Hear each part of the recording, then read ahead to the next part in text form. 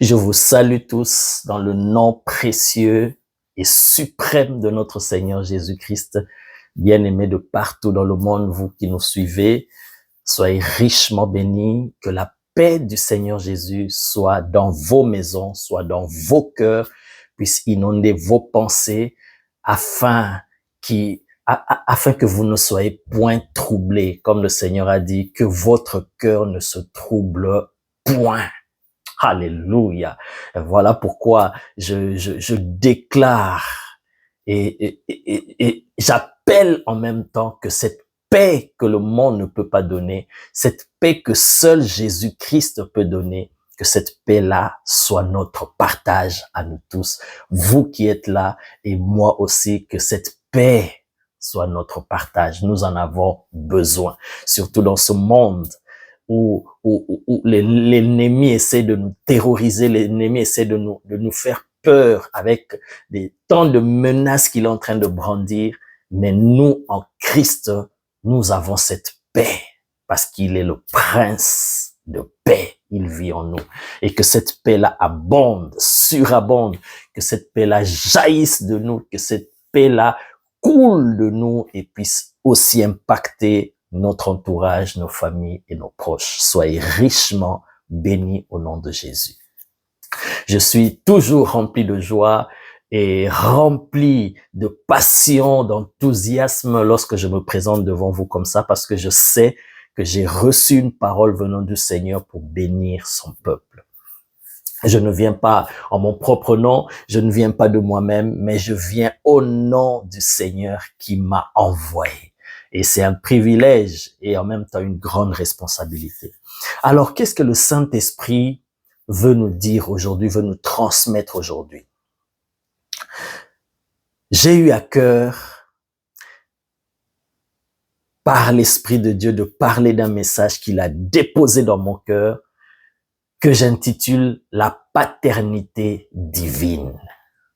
Quand je dis la paternité divine, vous comprenez déjà de quoi nous allons parler. Nous allons parler de ce type de relation que nous pouvons entretenir avec Dieu le Créateur. C'est un type de relation qui est merveilleux lorsque nous comprenons cela. Par la grâce de Dieu, avec ce que le Saint-Esprit va nous enseigner aujourd'hui, nous allons comprendre de quoi il s'agit, la paternité divine. Si nous comprenons bien aimé, voilà pourquoi je te demande d'être attentif, que le Saint-Esprit ouvre ton intelligence, ton esprit, afin que tu saisisses cette pensée.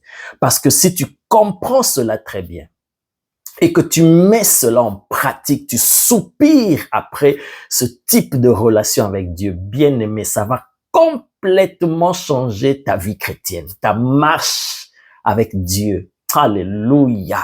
Parce que tu vas comprendre que Dieu est ton Père. Non seulement peut-être que tu le sais, tu as des informations sur ça, mais tu vas le vivre. Et je vous assure, le vivre, c'est toute une autre chose. C'était ça d'ailleurs le secret de l'efficacité du ministère de notre Seigneur Jésus. Parce qu'il connaissait sa relation avec son Père. Il jouissait de cette intimité-là, de cette communion avec le Père. Oh my God! C'est ça le secret de l'efficacité. Quand nous voyons Jésus enseigner avec autorité, chasser les démons, guérir des malades, ressusciter les morts, opérer des prodiges, des grands miracles, bien-aimés. Le secret de Jésus, c'était sa relation avec son Père. Ça, c'est au-delà de la relation avec Dieu. Il s'agit de la même personne, mais qui entretient différents types de rapports avec ses créatures. Nous allons le découvrir. Alors, sans plus tarder, bien-aimés, ouvrons nos Bibles nous allons lire un texte de l'apôtre Paul dans Romains chapitre. Nous allons lire Romains chapitre 8. Oh, Jesus, thank you. Merveilleux Seigneur, merci. Merci pour l'œuvre de la croix. Merci. Merci Jésus, merci. Nous t'aimons, Seigneur. Alors, allons dans Romains chapitre 8 et nous allons lire le verset 15. Voici ce qu'il est dit. Romains chapitre 8, verset 15, lisons ensemble. Et vous n'avez point reçu un esprit de servitude pour être encore dans la crainte, mais vous avez reçu un esprit d'adoption par lequel nous crions Abba, Père. Non, je relis la parole de Dieu, elle est merveilleuse. Je relis.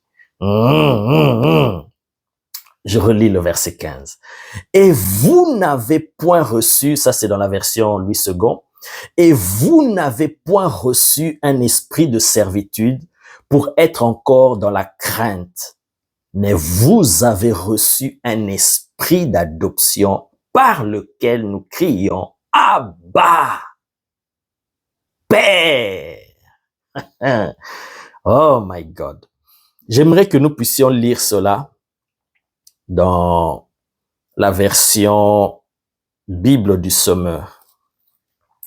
Le même passage, mais dans la version Bible du Sommeur.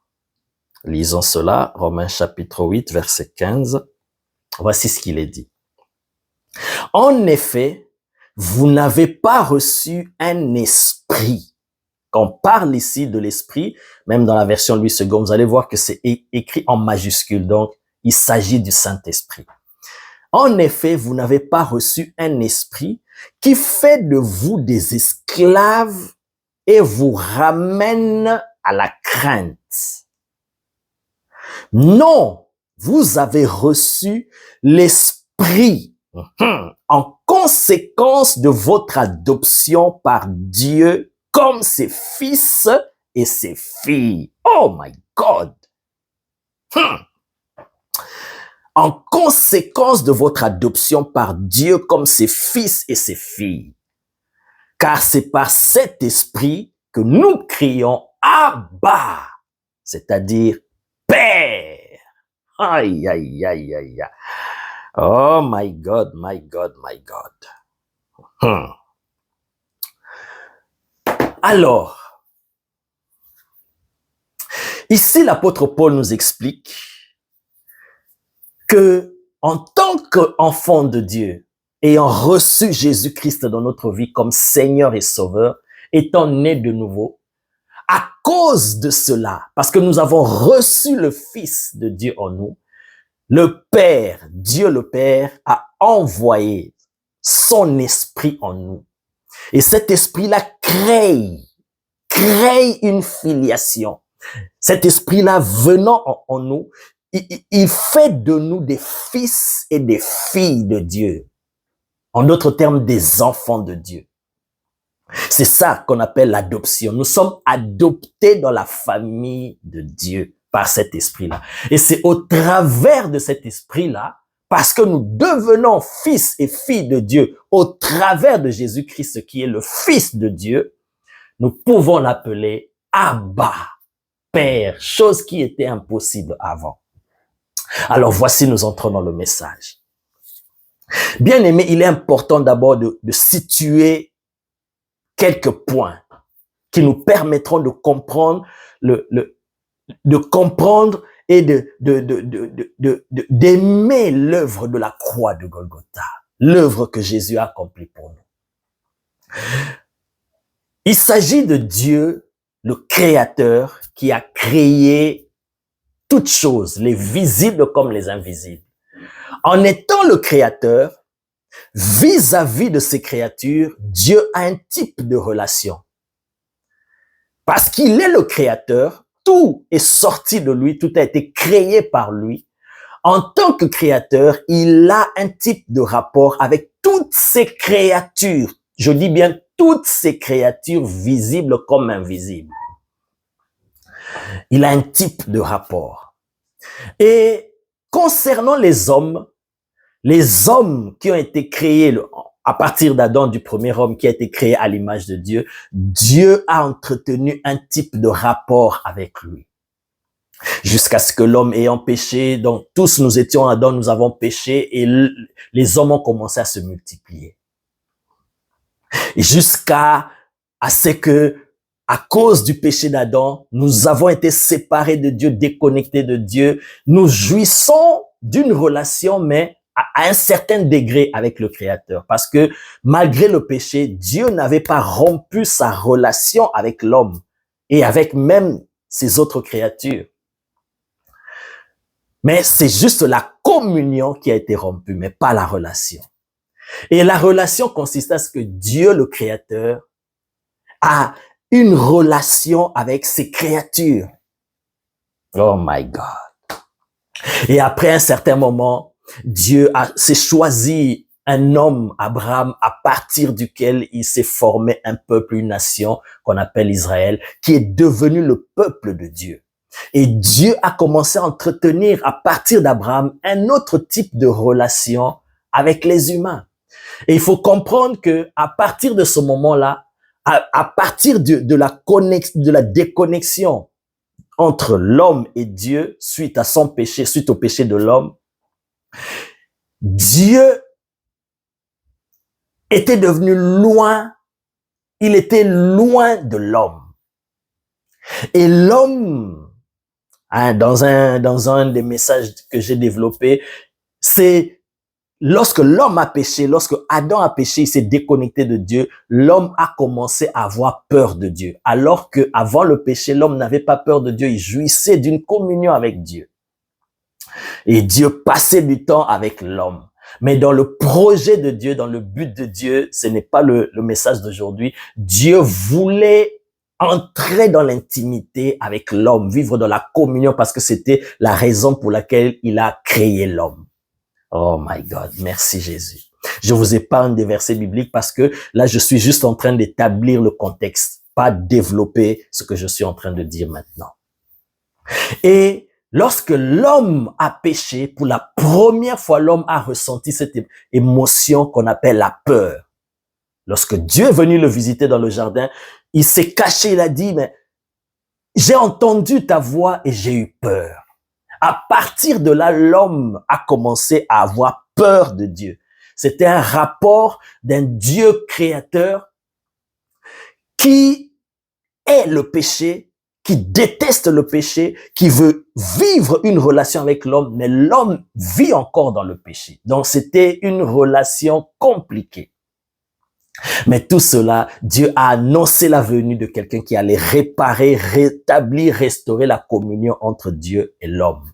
Et en attendant, Dieu a établi des principes pour vivre avec l'homme. Et c'est ainsi qu'il y a eu le peuple d'Israël, il y a eu la loi de Moïse. Et même le peuple, ce peuple particulier que Dieu a mis à part, avec lequel il entretenait une relation beaucoup plus présente et vivante qu'avec d'autres hommes qui ne se sont pas, qui n'ont pas soumis leur vie à lui. Malgré cela, même avec le peuple d'Israël, mais c'était une relation, on va dire, entre un peuple. Oui, Dieu nous a choisis, mais il considérait Dieu comme un être rigoureux, un être méchant, un être loin qui frappe, qui juge. Et quand on voit même la loi, comment elle a été donnée, c'était ça le rapport entre Israël et Dieu. Au point que même lorsque Dieu s'est révélé à Israël sur la montagne de Sinaï, Israël a eu peur, ils ont dit non, Moïse, toi, traite avec Dieu et viens nous faire rapport. Donc c'était un rapport, on va dire, de Dieu créateur, mais avec un peuple. Il est encore loin de nous. Il est encore loin de nous et il faut des principes, il faut beaucoup d'acrobatie pour arriver à lui. C'était ça le rapport entre Dieu le Créateur et ses créatures. Et le peuple de Dieu, Israël, ce peuple-là a commencé à entretenir un type de rapport avec Dieu. Oh my God. Jusqu'à ce qu'un homme est venu. Un homme qui avait été annoncé, qui allait sortir du peuple d'Israël. cet homme qui est le Seigneur Jésus, notre merveilleux Seigneur. Au travers de son sacrifice, au travers de l'œuvre de la croix, il a réalisé le dessein qui tenait Dieu, le Créateur, qui lui tenait à cœur. C'était de fonder une famille. Pour qu'il soit le Père et que nous soyons, qui se forme un peuple qui deviendra ses fils et ses filles. Et c'est Jésus qui est venu avec cela. Oh, bien-aimé, la plus grande révélation que Jésus a apportée sur la terre, la plus grande révolution dans l'enseignement, c'était que Jésus est venu nous montrer que ce Dieu-là, que vous adorez, ce Dieu-là qui vous a donné la loi, il veut être plus proche de vous. Ce Dieu-là, créateur, qu'on appelle El Elyon, le Dieu très haut, ce Dieu-là qu'on appelle le Tout-Puissant, ce Dieu-là, le Créateur Elohim, ce Dieu d'éternité qui n'a ni commencement ni fin, ce Dieu illimité-là, la plus grande révélation que Jésus a apportée, c'est que cet être-là, devant qui vous tremblez, vous avez peur même d'être jugé. Oh my God. Aïe, aïe, aïe, aïe, aïe, aïe. Ce Dieu-là que vous considérez comme un être rigoureux qui punit, qui sanctionne au moindre péché, qui juge. Voilà pourquoi dans le passage que nous avons lu de Romains chapitre 8 verset 15, c'est que Dieu ne nous a pas donné l'esprit qui nous maintient dans la crainte, dans la peur. Dans la version Amplified Bible en anglais, on nous dit dans la peur du jugement de Dieu. Parce que Israël, bien qu'étant peuple de Dieu, vivait encore sous cette peur-là de Dieu. Mais Jésus est venu apporter cette révolution dans la compréhension de la relation avec Dieu. Il dit et il révèle que ce Dieu-là, cet être-là glorieux, il est un Père. Oh my God, bien-aimé, la compréhension de cette vérité change toute chose. Cela veut dire que cet être-là glorieux, puissant, il veut s'approcher de vous. Parce qu'un père, il est proche de ses fils et ses filles. Oh my God. Jésus voulait montrer que cet être-là glorieux, il est votre Père. Il est proche de vous. Il est votre protecteur. Il est votre pourvoyeur, votre source. Il n'a pas seulement créé, parce qu'on l'a connu sous différents noms. Elohim, le créateur. Et certains pensent qu'il a créé le monde et il a abandonné le monde à son triste sort. Il ne dirige pas le monde.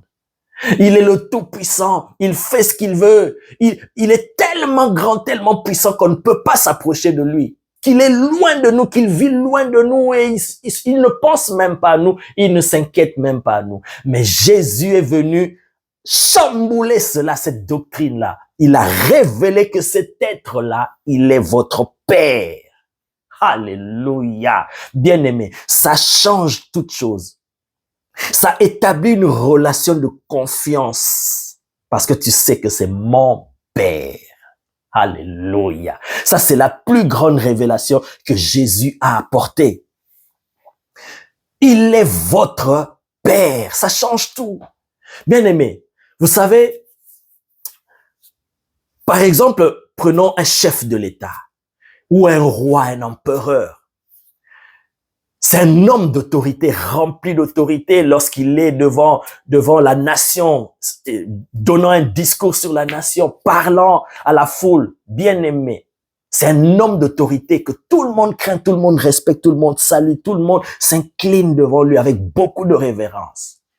Mais s'il a des fils et des filles dans sa maison, bien aimé, le rapport entre lui, qui est bien sûr roi, le rapport qu'il a avec ses fils et ses filles à la maison, c'est un autre type de rapport qu'il entretient avec ses collaborateurs là, dans le palais royal. ou dans leur salle de réunion, oh, ou au palais de la nation, comme dans certains pays d'Afrique. C'est un autre type de rapport. Il est le même personnage, mais là, il est un roi. Là, il est un chef, une autorité, mais à la maison, oh, ses enfants, ils savent que c'est le roi, c'est le président, c'est le chef de l'État, mais ils ont un autre type de relation avec lui. Et ça change tout, bien-aimé. Oh my God. Vous savez, même, il y a des dictateurs. Quelqu'un qu'on peut reconnaître comme un dictateur, lorsqu'il se présente devant vous, tout le monde tremble, tout le monde a peur parce qu'on sait que c'est un tyran, c'est un dictateur. Mais ses enfants à la maison, quand ils donnent témoignage sur lui, nous savons que c'est un dictateur, un tyran. Mais ses enfants, quand ils parlent de lui, on peut se demander, quand on entend cela, on peut se demander, mais est-ce que il s'agit du même personnage? Ses enfants vont dire, mais ah non, en tout cas, nous à la maison, notre papa, vraiment, non, c'est pas ce que vous voyez à la télé. Peut-être que c'est un chef de l'État, un président ou une star célèbre. On voit que c'est quelqu'un qui a un aspect imposant, qui dégage un charisme terrible. Mais à la maison, peut-être tu le reconnaîtras pas quand tu le vois comment il traite avec ses enfants. C'est le même dictateur, mais ses enfants vont dire, mais waouh, notre père est vraiment, il est vraiment un père aimant, attachant, il est avec nous tout le temps. Vous voyez? Pourquoi? Parce que c'est le même personnage, mais face à ces différentes personnes, il entretient des rapports différents. C'est comme Dieu. Il est toujours Dieu, le Créateur, le Tout-Puissant. L'être le plus inaccessible. La Bible dit qu'il habite une lumière inaccessible que nul homme n'a vu ni ne peut voir. Cet être-là, il est notre Père. Ah, et pour les Juifs, quand Jésus a apporté cette révélation, ça ne passait pas. Nous allons le découvrir. Nous allons lire quelques textes ensemble. Ça ne passait pas, ils ne pouvaient pas concevoir. Comment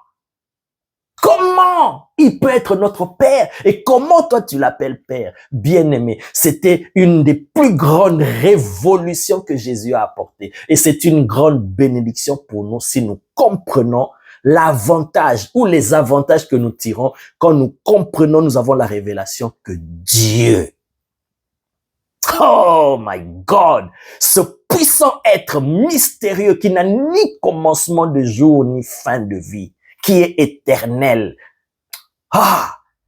il est notre Père. Ça veut dire qu'il prend soin de nous. Ça veut dire qu'il conçoit des projets pour nous.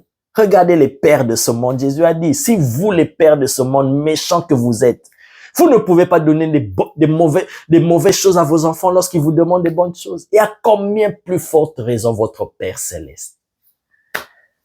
Vous, les pères de ce monde, vous savez que il y a un enfant qui va venir. Vous faites la layette, vous préparez sa venue. Et à combien plus forte raison votre Père céleste? Bien-aimé, la compréhension de cette notion de paternité divine, ça change tout. Ça change même ta façon de prier. Ça change ta façon de marcher, bien-aimé. Parce que tu sais que il n'est pas seulement ton Dieu, il n'est pas seulement ton Créateur, mais il est aussi ton Père. Alléluia. Oh my God. Jésus, le Seigneur notre Dieu, il avait toujours l'habitude. Et non seulement qu'il a enseigné cela par les paroles, mais il a enseigné aussi par l'exemple, par sa vie. Il appelait toujours mon Père. Mon Père. Il appelait toujours Père. Père. Père. Jésus, chaque fois qu'il s'adressait à Dieu le Créateur, il appelait toujours Père. Père. Jamais il a appelé Dieu, sauf une seule fois, à la croix de Golgotha. Écoute-moi bien. Je vous ai dit dans l'introduction, le secret de la réussite, de l'efficacité du ministère de Jésus, reposait sur cette révélation de Dieu en tant que son Père. Oh my God, en tant que sa source. Jesus, thank you. Il l'appelait toujours Père. Lorsqu'il lui parlait, lorsqu'il était devant la tombe de Lazare, il dit, Père, je te rends grâce de ce que tu m'as exaucé. Chaque fois qu'il priait, il parlait, il disait Père. Mais je vous ai dit, à la croix de Golgotha, il y a un moment qu'il a parlé à Dieu, mais il ne l'a pas appelé Père. Il l'a appelé mon Dieu, mon Dieu. C'est la seule fois dans la Bible. Quand il parlait à Dieu, il appelait toujours Père.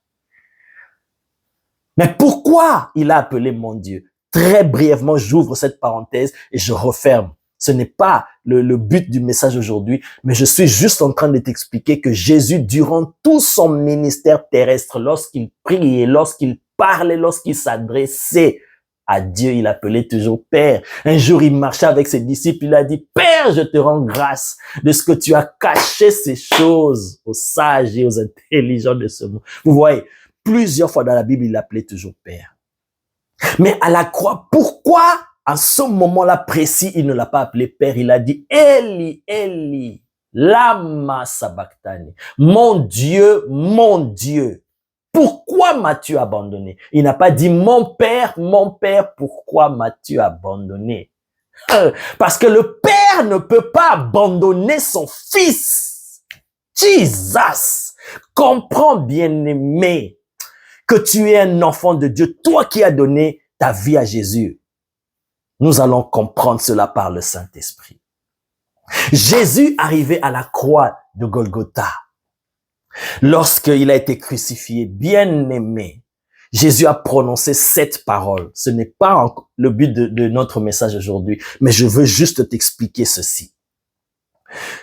Il a prononcé cette parole avant de mourir. La première parole qu'il a prononcée quand il est arrivé à la croix de Golgotha, lorsqu'il fut crucifié entre ces deux brigands, la Bible dit, la première parole, c'est dans Luc, il dit, Père, pardonne-leur. Vous voyez, jusque-là, il appelait toujours Père. Malgré qu'il a été tabassé, malgré qu'il a souffert la croix, il a porté la croix, il a été fouetté, on a craché sur lui. Oh my God! Malgré qu'on l'a crucifié, mais il savait toujours que ce Dieu-là, celui que nous appelons Dieu, il est son Père. Il a dit, Père, pardonne-leur, car ils ne savent pas ce qu'ils font. La deuxième parole, il dit aux brigands, aujourd'hui tu seras avec moi au paradis. La troisième parole, il dit à Marie, à sa mère, voilà ton fils. Et il dit aux disciples, Jean, voici ta mère. La quatrième parole, s'adressant à Dieu, au lieu de l'appeler Père, il a dit, mon Dieu, pourquoi m'as-tu abandonné? Ça, c'est la quatrième parole. La cinquième parole, il dit, j'ai soif, et on lui a donné du vinaigre. La sixième parole, il dit, tout est accompli. Cela nous montre déjà qu'il était en train de faire quelque chose que les hommes ne se rendaient pas compte. Il était en train d'accomplir une mission, de faire un travail alors qu'il était à la croix de Golgotha. Les hommes voyaient l'humiliation de Jésus, mais dans le spirituel, il y avait autre chose. C'est ce que l'apôtre Paul nous explique dans Colossiens. Quand on voyait Jésus crucifié, humilié, il était en train de faire un travail derrière le voile, my God. Après la sixième parole, tout est accompli. La septième parole, le Seigneur dit, Père, entre tes mains, je remets mon esprit. Bien aimé, c'est étrange. Première parole, il dit, Père, pardonne-leur. La quatrième parole, il ne l'appelle pas Père. Il dit, mon Dieu, pourquoi m'as-tu abandonné? Et la dernière parole, il reprend encore son habitude, il dit, Père, entre tes mains, je remets mon esprit. Bien-aimé, ce n'est pas le but du message pour entrer en profondeur, pour décortiquer. Quand le Seigneur permettra, nous allons étudier chacune de ces 7 paroles. Mais je touche ce point juste pour te montrer que Jésus, dans son rapport avec Dieu, quand il s'adressait à lui, il appelait toujours Père. Et je touche ce point parce que quelqu'un va se dire, ah, mais non, à la croix, à un moment donné, il avait dit, mon Dieu, je vais t'expliquer. Pourquoi a-t-il dit, mon Dieu? Il n'a pas dit, mon Père, mon Père. Parce qu'en ce moment-là, quand vous lisez la Bible, là où c'est marqué dans Matthieu, avant de prononcer cette quatrième parole, la Bible dit, de la 6e heure à la 9e heure, il y eut des ténèbres sur toute la terre. Dans le naturel, il y a eu des ténèbres sur toute la terre pendant 3 heures. C'est parce que dans le spirituel, il y avait quelque chose qui se faisait. Et à la 9e heure, Jésus s'écria, mon Dieu, pourquoi m'as-tu abandonné? En ce moment-là, il ne l'a pas appelé Père. Parce qu'en ce moment-là, c'est là où l'apôtre Paul explique que le Seigneur était devenu péché pour nous, à cause de nous. Pas pécheur, mais péché. C'est là qu'il a porté tous nos péchés. C'est en ce moment-là. Voilà pourquoi dans le naturel, il y a eu des ténèbres sur toute la terre. Pendant ce moment-là, Jésus, le Seigneur, le Fils de Dieu, était devenu péché. Il s'est identifié à nous. Il a pris notre place. Il a porté nos péchés, nos infirmités. Il est devenu péché. Et en devenant péché, ce n'était plus le Fils. Il ne pouvait plus appeler Dieu mon Père. En ce moment-là, le châtiment du péché, le châtiment qui devait tomber sur nous est tombé sur lui. Il a dit, mon Dieu, pourquoi m'as-tu abandonné? Parce que là, Jésus s'est identifié à nous. Il parlait à notre place. Il a pris notre place. Mon Dieu, pourquoi m'as-tu abandonné? Et pendant ce temps-là, il faisait le travail. Il portait nos péchés et il allait dans le tabernacle céleste pour le présenter. Après ça, il dit, tout est accompli. Et quand il a fini son travail de substitution, de prendre notre place, le péché est enlevé. Il dit, Père, entre tes mains, je remets mon esprit. Ceci nous montre que Jésus était en train de faire un travail. Je ferme la parenthèse pour revenir dans notre message. Donc, je disais, pendant tout le temps de son ministère, Jésus n'appelait jamais Dieu mon Dieu. Il appelait toujours mon Père. Et c'est ça le secret de son ministère. Alors, lisons quelques passages dans l'évangile de Jean et nous allons comprendre. Nous allons avancer avec le Saint-Esprit. On va lire Jean chapitre 5. Oh, merci Jésus. Nous allons lire quelques versets très intéressants. Voici, Jean chapitre 5 à partir du verset 17. Je vous ai dit, le Maître a apporté une grande révolution. Et béni soit son nom, le Seigneur, parce que c'est à cause de lui qu'aujourd'hui, nous pouvons appeler Dieu Père. Et ça, c'est réservé uniquement à ceux qui croient en lui, à ceux qui entrent en lui. Voilà pourquoi il est dit à ceux qui l'ont reçu, à ceux qui croient en son nom, elle a donné le pouvoir de devenir enfants de Dieu. Par Jésus-Christ, nous devenons des enfants de Dieu. Et puisque nous sommes des enfants de Dieu, nous avons cet esprit d'adoption, l'esprit du Fils qui est en nous et par lequel nous pouvons dire Abba, Père, et l'Éternel, le Dieu Tout-Puissant, nous exauce et il nous considère comme ses fils et ses filles. Alléluia. Écoute ce que le Seigneur disait. Jean chapitre 5, verset 17. Mais Jésus leur répondit, très intéressant. Les conversations de Jésus avec oh my God, très intéressant. Mais Jésus leur répondit, mon Père agit jusqu'à présent, moi aussi j'agis. Oh Jesus. Il parlait tout le temps je n'ai pas le temps de vous donner tous les versets, mais vous pouvez faire des recherches, vous allez voir. Jésus leur répondit, mon Père agit jusqu'à présent, moi aussi j'agis. À cause de cela, les Juifs cherchaient encore plus à le faire mourir, non seulement parce qu'il violait le sabbat, mais parce qu'il appelait Dieu son propre Père, se faisant lui-même égal à Dieu. C'est ce que je vous ai dit. Cela traumatisait les Juifs. C'était pour eux un scandale. Comment tu peux appeler Dieu ton Père? On n'a jamais entendu ça. On a vu des prophètes venir. On a vu Moïse, on a vu Samuel, on a vu des prophètes venir. Mais aucun d'entre eux n'appelait Dieu son Père. Qu'est-ce que tu veux sous-entendre? Ça veut dire que tu te fais l'égal de Dieu. Oh, bien-aimé. C'est à cause de ça, nous allons lire un passage, vous allez voir. À cause de ça, ils voulaient tuer Jésus. Aïe, aïe, aïe, aïe, aïe. À cause de cela, les Juifs cherchaient encore plus à le faire mourir. Non seulement parce qu'il violait le sabbat. Le sabbat, ok, ça va. Tu guéris pendant le sabbat, tu enfreins la loi de Moïse, ça nous dérange déjà. Mais tu vas plus loin.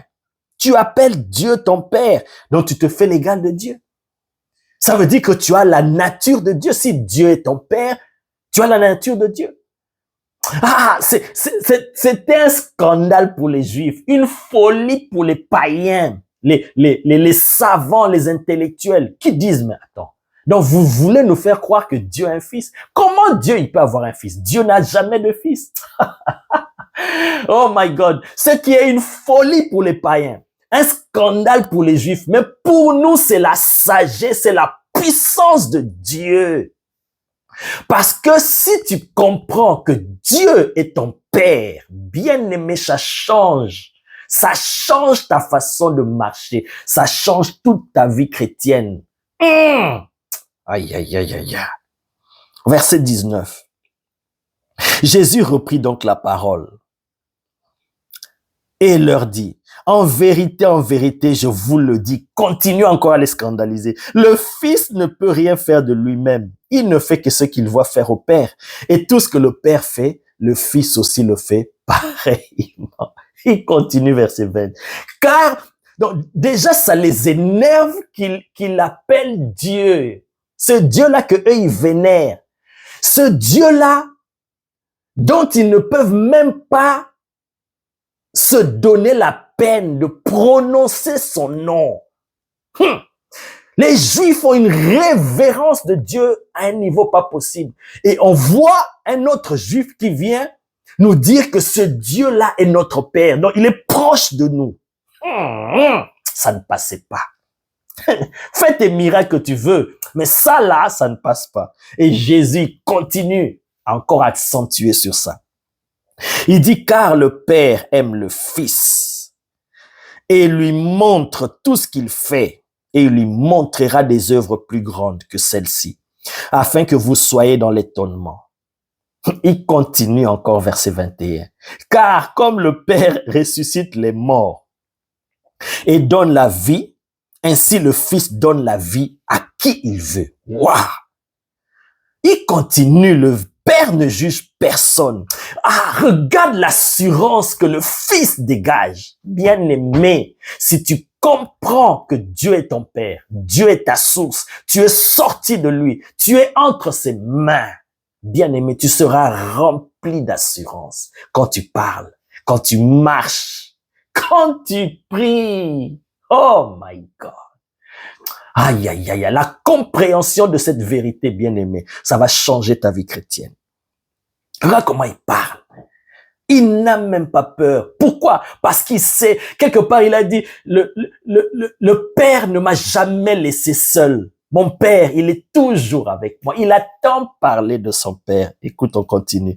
Le Père ne juge personne, mais il a remis tout jugement au Fils, afin que tous honorent le Fils comme ils honorent le Père. Celui qui n'honore pas le Fils n'honore pas le Père qui l'a envoyé. En vérité, je vous le dis, celui qui écoute ma parole et qui croit à celui qui m'a envoyé a la vie éternelle et ne vient point en jugement, mais il est passé de la mort à la vie. Waouh! En vérité, je vous le dis, l'heure vient et elle est déjà venue où les morts entendront la voix du Fils de Dieu et ceux qui l'auront entendu vivront. Car comme le Père a la vie en lui-même, ainsi il a donné au Fils d'avoir la vie en lui-même. Waouh! Jésus parlait tellement de son Père que ça a traumatisé les Juifs. Nous allons lire un texte. Au point qu'ils lui ont posé une question. Écoute la question qu'ils lui ont posée. Lisons cela dans Jean chapitre 8, verset 19. Jean chapitre 8. Tellement qu'il parlait de son Père. Écoute le verset 18. Jean chapitre 8, verset 18. Je rends témoignage de moi-même et le Père qui m'a envoyé rend témoignage de moi. Encore, il parle du Père. Verset 19. Écoute. Il lui dit donc, où est ton Père? Ah, parce que tout le temps, Père, tu nous saoules, tu nous casses les oreilles, Père. Déjà, tu ne comprends pas que ça nous énerve quand tu parles de Dieu comme ça, comme ton Père. Où est ton Père? Écoute la question qu'ils lui ont posée. Verset 19. Il lui dit donc, où est ton Père? Jésus répondit, vous ne connaissez ni moi, ni mon Père. Si vous me connaissiez, vous connaîtriez aussi mon Père. Même ses propres disciples, parce qu'il leur parlait aussi tellement du Père. Un jour, Philippe lui dit, bon, ok, montre-nous le Père et ça nous suffit. Tu parles tout le temps du Père.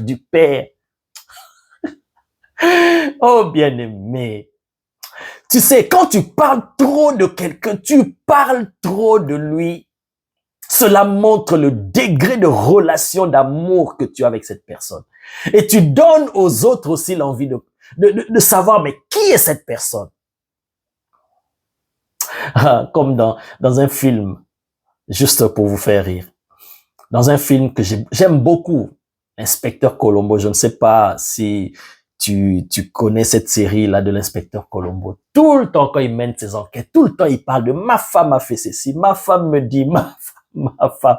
Au point que même, on se demandait toujours avec des amis, avec des connaissances avec qui on avait l'habitude de suivre cette série. Mais on aimerait bien voir à quoi ressemble cette femme-là. Tout le temps ma femme, au point qu'on disait même, montre-nous aussi ta femme. Alors, c'est comme Jésus. Les disciples, Philippe a dit, montre-nous le Père et cela nous suffit. On veut voir ce Père-là dont tu nous parles. Montre-nous le Père. Montre-nous ce Père-là pour que nous aussi nous devenions comme toi. Parce que nous comprenons que ton secret se trouve dans ton Père. Alors nous aussi, on veut devenir comme toi, on veut faire les choses comme toi. Alors, parce que ce secret-là, c'est ton Père, montre-nous le Père et c'est bon pour nous, ça y est, ça nous suffit. Montre-nous le Père. Oh, Jésus. Thank you, Jesus. Thank you. Vous voyez, le Seigneur, son secret, parce que, avec ces versets que nous venons de lire, nous comprenons quand tu lis avec le Saint-Esprit que la force de Jésus, l'efficacité de Jésus, le succès de son ministère reposait dans sa relation avec Dieu. Cette relation-là qu'il considérait Dieu autrement que les gens de sa génération. Il considérait Dieu comme son Père. Et ça énervait les Juifs. Écoute, nous allons lire un texte dans Jean chapitre 10, verset 30. Au point que le Seigneur même leur a posé une question. Jean chapitre 10, lisons cela. Oh my God. Il est allé même plus loin à faire une déclaration qui les a traumatisés. Jean chapitre 10, verset 30. Le Seigneur dit, moi et le Père, nous sommes un. Aïe. Aïe. Écoutez la réaction au verset suivant. Verset 30, moi et le Père, nous sommes un, ce que déclare le Seigneur. Verset 31, alors les Juifs prirent de nouveau des pierres pour le lapider. Parce que là, tu parles de Dieu sans respect, tu n'as aucun respect de ce Dieu-là que nous adorons, nous vénérons. Et toi, tu dis qu'il est ton Père, tu te fais égal de Dieu. Et là, tu viens de dire que moi et le Père nous sommes un. Directement, ils ont pris des pierres pour le lapider. Écoutez le Seigneur, verset 32. Jésus leur dit, « Je vous ai fait voir plusieurs bonnes œuvres venant de mon Père, pour laquelle me lapidez-vous? » Écoutez. Les Juifs lui répondirent, « Ce n'est point pour une bonne œuvre que nous te lapidons. » Non, non, non, non, non. Oui, c'est vrai, bon, tu nous choques, tu guéris le jour du sabbat, tu pardonnes les péchés, tu guéris, tu fais marcher les paralytiques, tu violes le sabbat, tu ressuscites les morts, tu guéris les femmes atteintes de perte de sang, tu guéris les lépreux. Ok, mais là, ce n'est pas à cause de tout ce que tu as fait que nous voulons te lapider. Mais pour un blasphème, et parce que toi qui es un homme, tu te fais Dieu. Toi qui es un homme, tu te fais Dieu. Parce que en disant que Dieu est ton Père, tu te fais Dieu. Oh bien-aimé, quand tu comprends ce type de relation, ce type de communion, d'intimité avec le Père, ah bien-aimé, tu hérites de cette nature divine. Bien-aimé, le Saint-Esprit, par ce message, il veut t'encourager à entretenir ce rapport avec Dieu. Il n'est pas seulement ton créateur. Il n'est pas seulement... Parce que notre Dieu a plusieurs fonctions, plusieurs rôles. Il y a un verset dans Ésaïe, il est dit, car ton créateur est ton époux. Dieu est notre créateur, il est notre époux, il est le Dieu tout-puissant, il est le Dieu qui nous guérit, il est le Dieu qui pourvoit, il est tout. Mais le plus haut sommet de la révélation de Dieu, du rapport, de la relation de Dieu et l'homme, c'est la paternité. C'est qu'il est notre Père bien-aimé, ça change tout.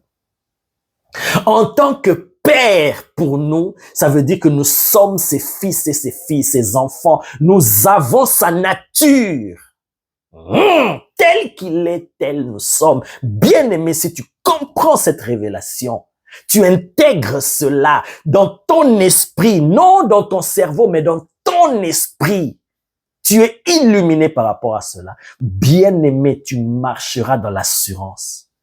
Tu marcheras sans peur comme Jésus. Tu feras les œuvres que Jésus a faites. Alléluia. Maintenant, quelqu'un peut me dire, Pasteur Pépé, c'est bien beau, nous avons compris que c'est merveilleux et c'est même la volonté de Dieu que nous arrivions à ce type de relation, de communion, d'intimité, de relation étroite et profonde avec lui. C'est sa volonté. Voilà pourquoi il s'est rapproché de nous, de loin qu'il était. El Elyon, il s'est approché de nous, il est venu près de nous. Parce que nous, on ne pouvait pas aller vers lui. Il est venu proche de nous. Par la personne de Jésus, Emmanuel, Dieu avec nous. Il y a de ceux qui ne croient pas en cela jusqu'aujourd'hui. Mais pour nous qui avons cru en cela, nous devenons des enfants de Dieu. Alors, quelqu'un peut se demander, comment maintenant vivre cela? Comment ça va devenir concret dans ma vie? Parce que je sais, ce sont des informations que je sais. Mais maintenant, comment le vivre? Comment jouir de cette communion, de cette relation bien-aimée? Écoute, il n'y a pas deux voies. Il n'y a pas deux chemins. Il n'y a pas deux possibilités. Il n'y a qu'une seule. Le seul secret pour arriver dans cette dimension dans laquelle opérait Jésus, dans l'efficacité, bien-aimé, Le seul secret. Le seul, il n'y en a pas deux. Le seul secret, la seule clé, c'est le Saint-Esprit. C'est la communion du Saint-Esprit. Alors quelqu'un peut encore dire, mais pasteur Pépé, le Saint-Esprit, ok, mais j'ai le Saint-Esprit. J'entretiens une relation avec le Saint-Esprit. J'ai reçu le Saint-Esprit. Je parle en langue. Écoute, bien-aimé. Écoute. Dans le verset de Romains 8, 15 que nous avons lu, on nous parle de l'esprit d'adoption qui est le Saint-Esprit, l'esprit qui vient en nous. C'est dans d'autres versets de la Bible, le Saint-Esprit ou l'Esprit de Dieu est appelé autrement l'Esprit de Christ. C'est l'Esprit de Christ qui vient en nous. Et lorsque nous parlons à Dieu, nous disons Père. Le Père entend que c'est Jésus qui l'appelle parce que son esprit est en nous.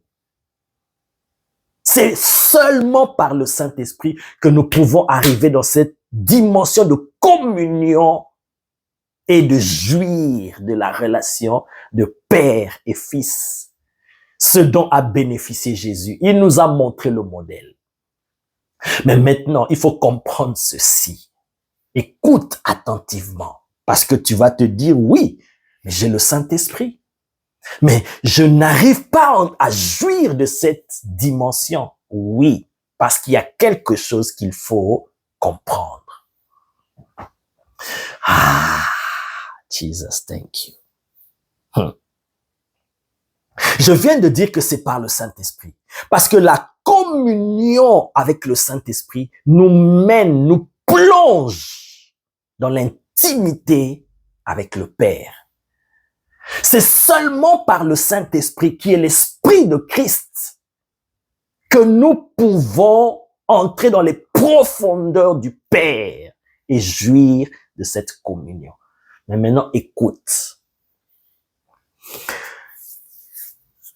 Comment ça se passe avec le Saint-Esprit maintenant pour arriver dans cette dimension? Parce que tu peux te dire, mais je suis chrétien, ça fait des années, je viens à l'église, je parle en langue, mais je ne jouis pas de cette dimension de communion qu'avait Jésus avec le Père. C'est possible, bien-aimé. D'ailleurs, lui-même, il a dit, celui qui croit en moi fera les œuvres que je fais et il en fera des plus grandes parce que je m'en vais au Père. Parce qu'en allant au Père, c'est le Saint-Esprit qui va venir. Et le Saint-Esprit en toi, il va t'amener à marcher comme Jésus, bien-aimé. À vivre comme Jésus, à faire ce que Jésus a fait et même au-delà. Mais écoute, parce qu'il y a un secret là.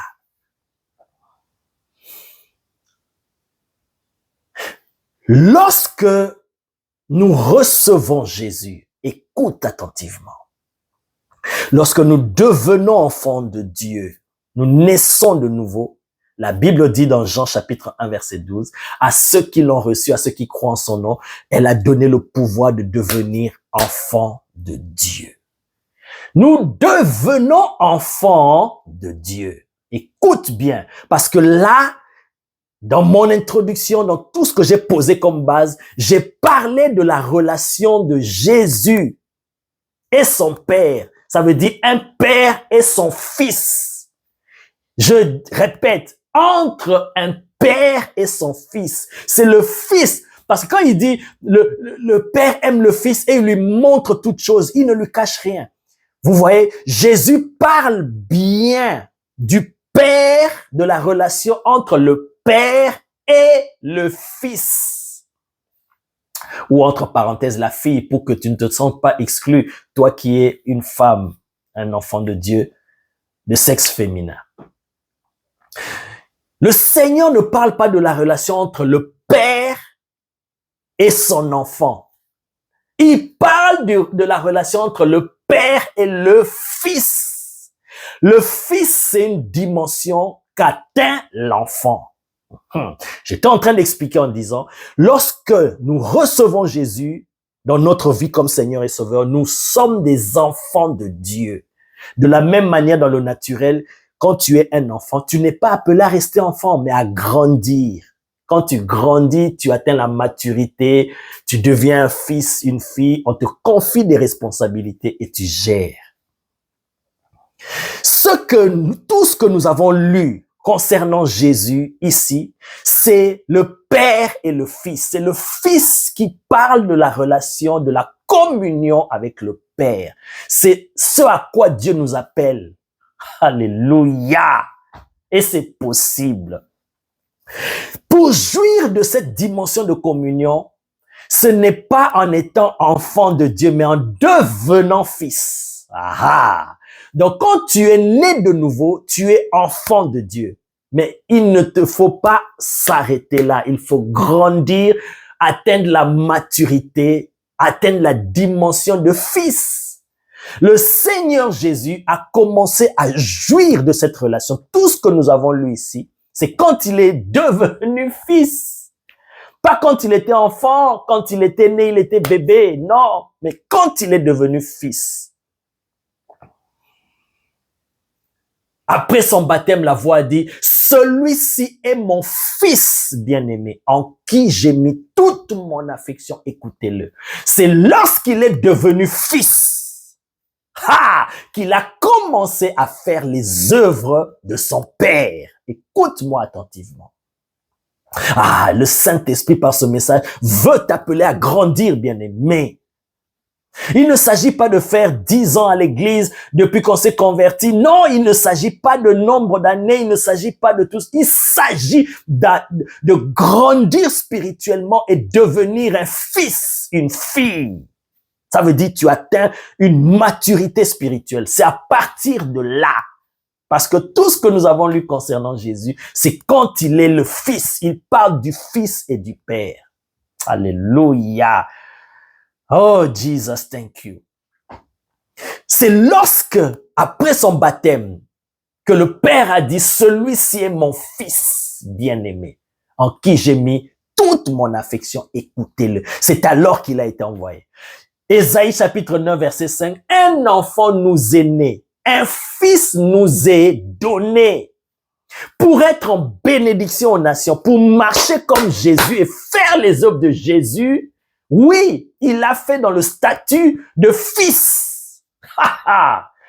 C'est parce qu'il a été fils qu'il a opéré ce qu'il a opéré, qu'il a marché comme il a marché.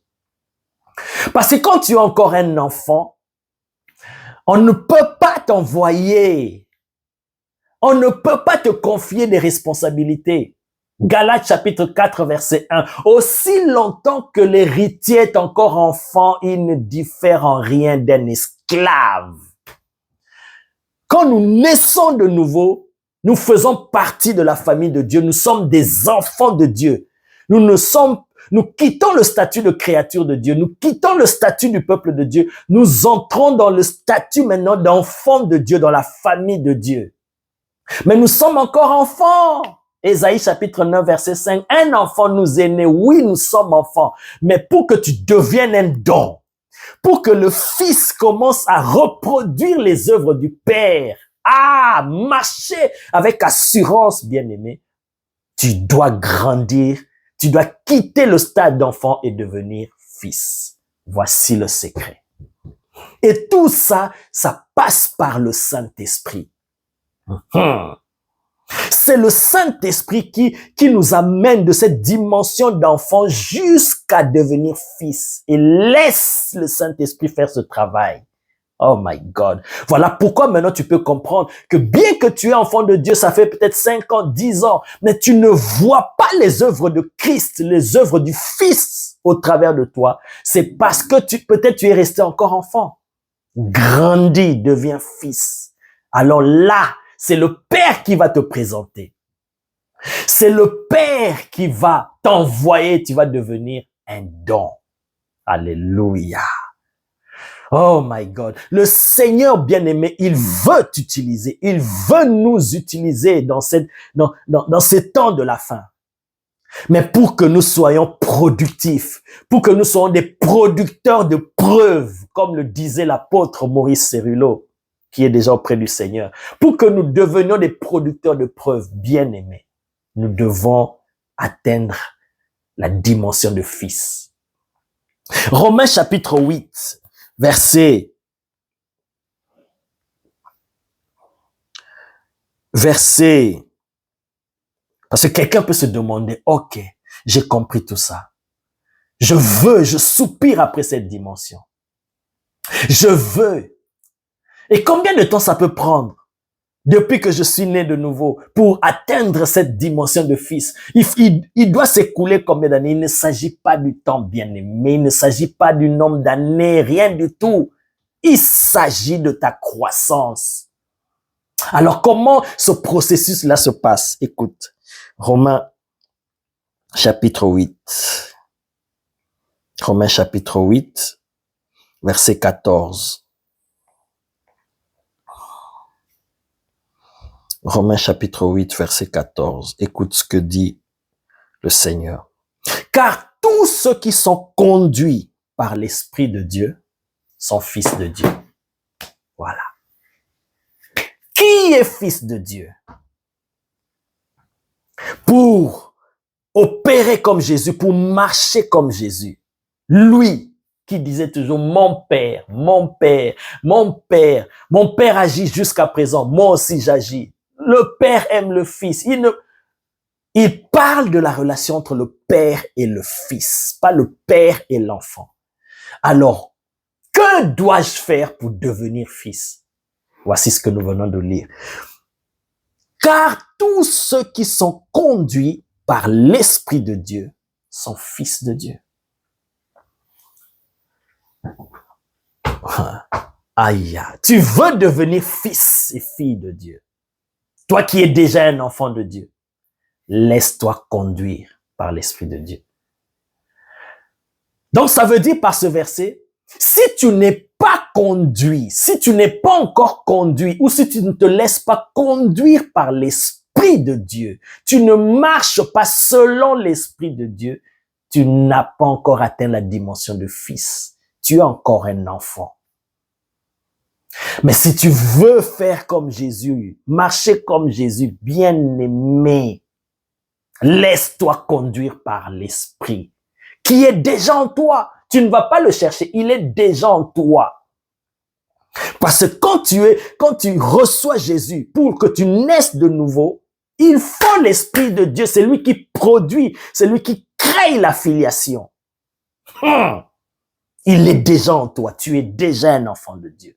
Mais maintenant, il faut arriver à cette dimension, à cette résolution, à ce soupir, à ce désir dans ton cœur que désormais, je ne veux plus être conduit par mes sens, par ma propre volonté, mais que le Saint-Esprit me conduise.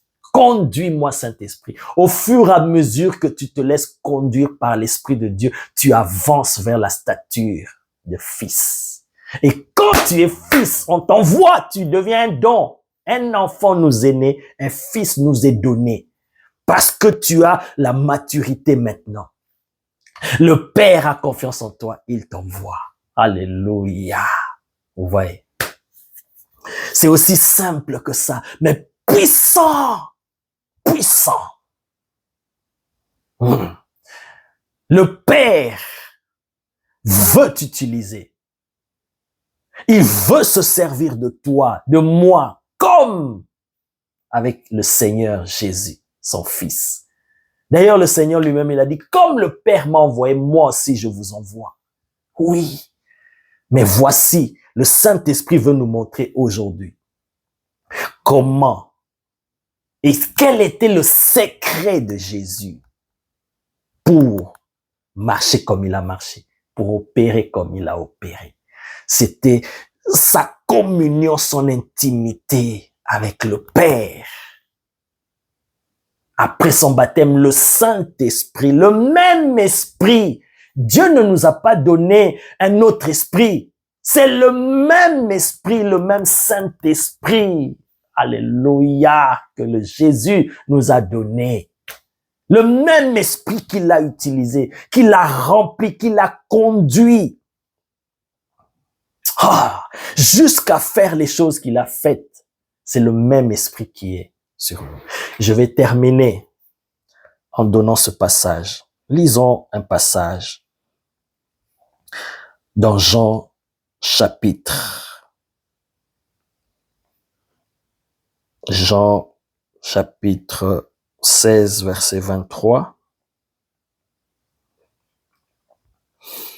Jean chapitre 16, on va lire le verset 23.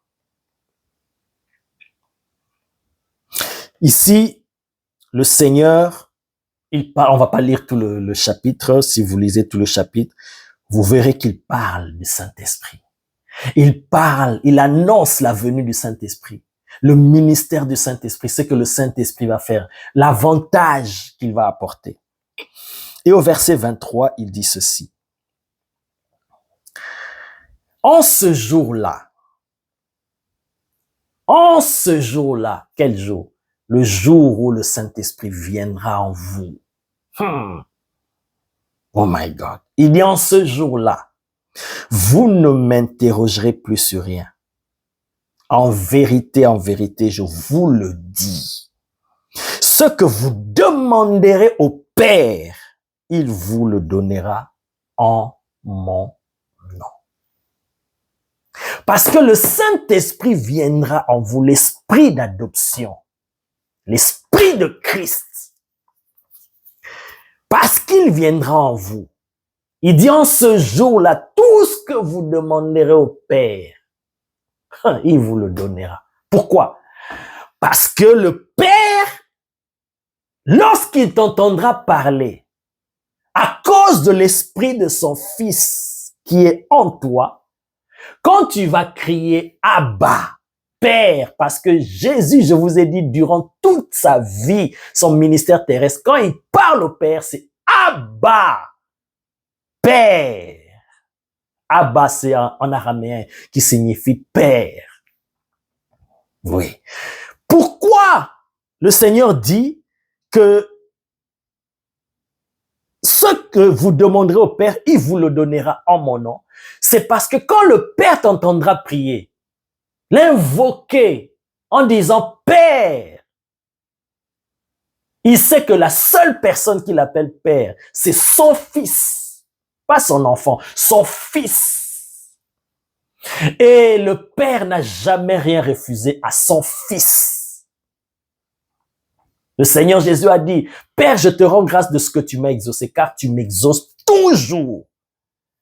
Le Père a toujours exaucé le Fils.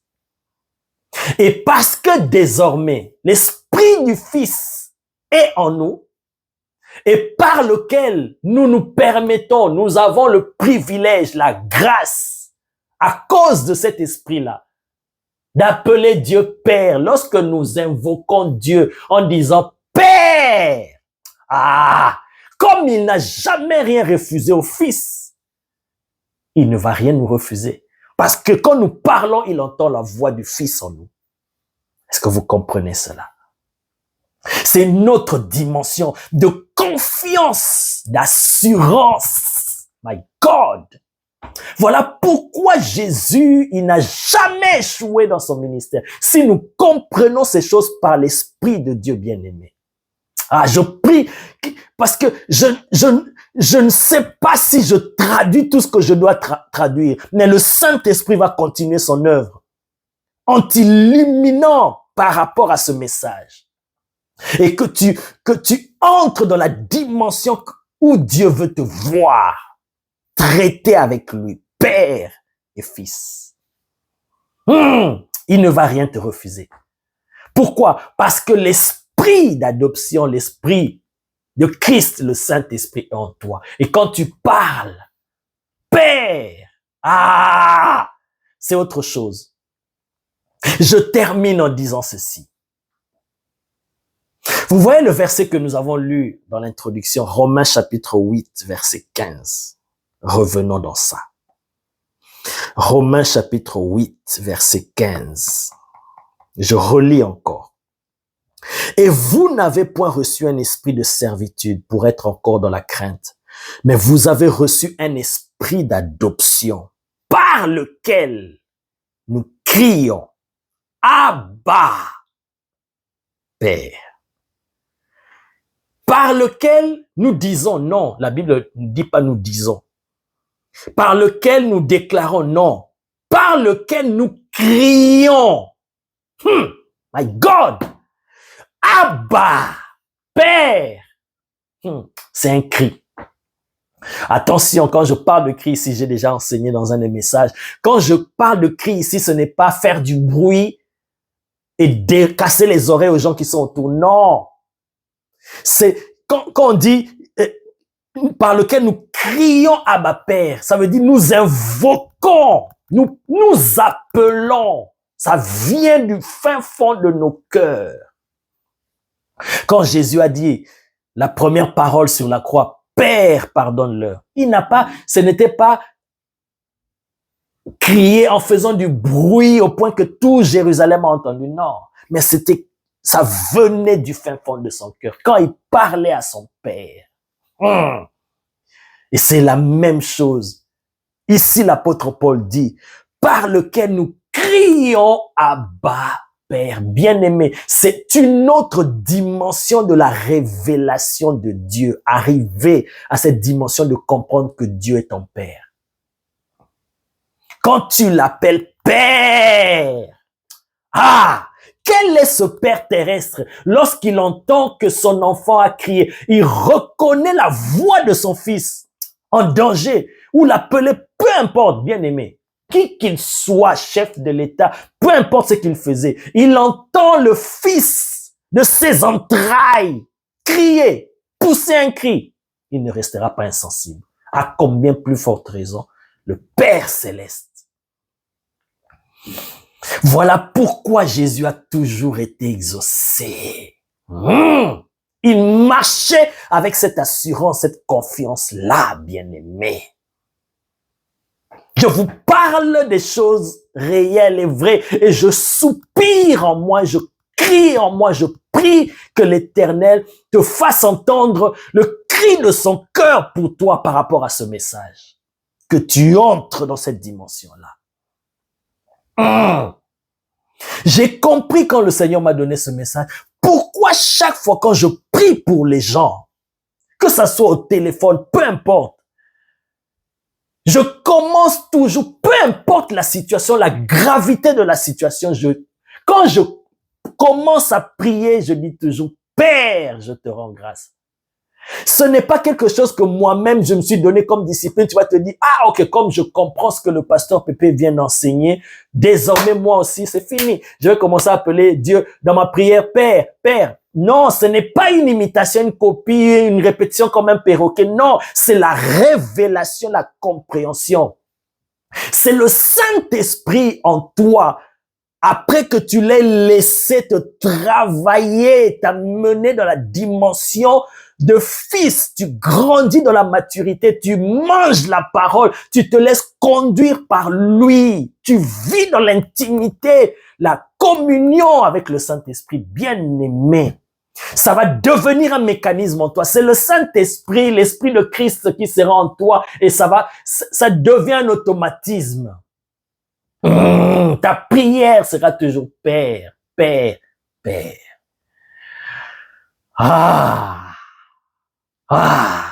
Ce n'est pas quelque chose que tu dois d'abord te concentrer, tu dis, bon, ok, je dois dire Père pour voir le résultat. Non! C'est le résultat de la communion avec le Saint-Esprit. Alors, le conseil que je peux te donner, soupire après la communion du Saint-Esprit. Désire cette communion, cette intimité. Saint-Esprit, je veux cette communion. Je veux, bien-aimé, recherche la communion du Saint-Esprit. Voilà pourquoi l'apôtre Paul, il déclare une parole qui est comme une prière, une déclaration, un souhait, une proclamation, une vérité déclarée. Il dit que la grâce de notre Seigneur Jésus, l'amour de Dieu le Père et la communion du Saint-Esprit soit avec vous. J'ai déjà expliqué cela un jour. Recherche la communion du Saint-Esprit, bien-aimé. Je te dis, tu vas entrer dans cette dimension. Une dimension où il n'y a pas de limite. C'est dans ça, dans la compréhension de cela que nous pouvons entrer dans cette dimension où Jésus nous attend à faire ce qu'il a fait et à faire au-delà. Oui, quand nous comprenons que Dieu est notre Père. Oh, j'ai reçu des témoignages comme ça quand je prie pour les gens, poussé par l'Esprit de Dieu, conduit par l'Esprit de Dieu. Je commence toujours Père. Maintenant, je comprends. Pourquoi? Parce que quand je dis Père, quand je crie, parce qu'il est dit ici, par lequel, par le Saint-Esprit, nous crions Abba, Père. C'est une invocation.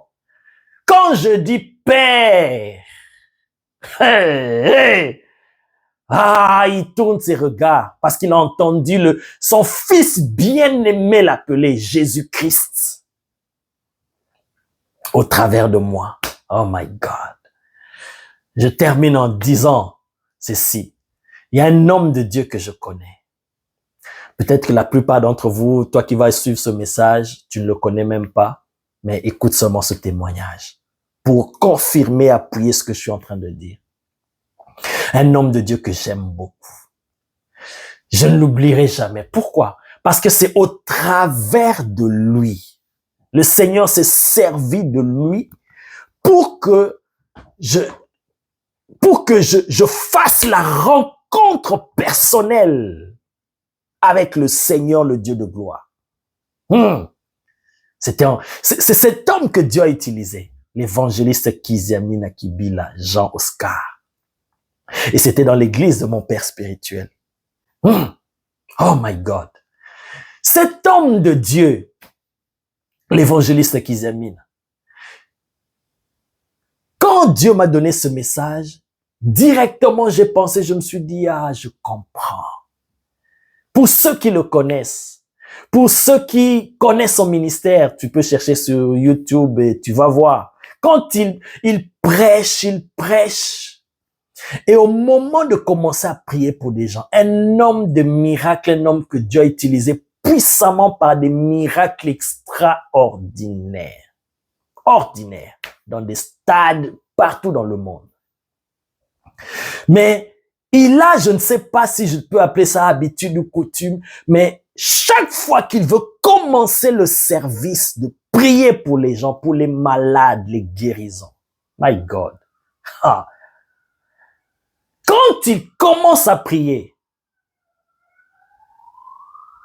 je me rappelle qu'il dit toujours Père.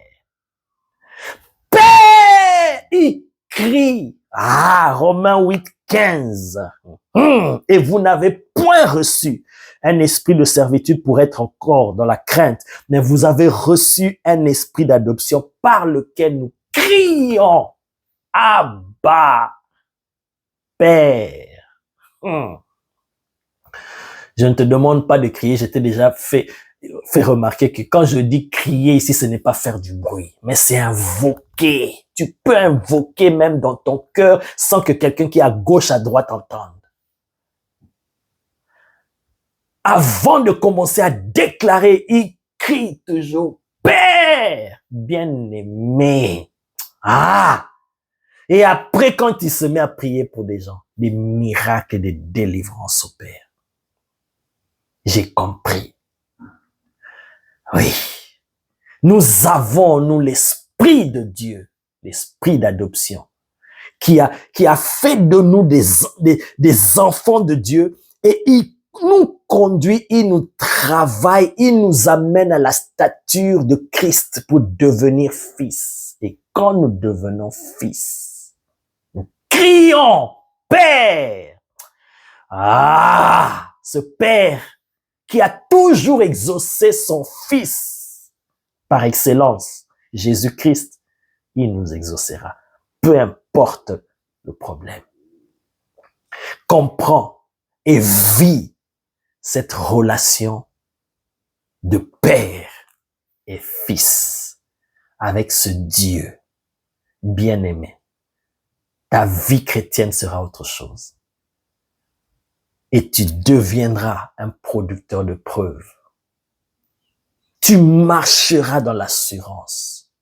Quand tu parleras, quand tu prieras, les gens qui seront autour de toi comprendront que tu connais celui à qui tu parles, celui de qui tu parles, celui que tu présentes, celui que tu invoques.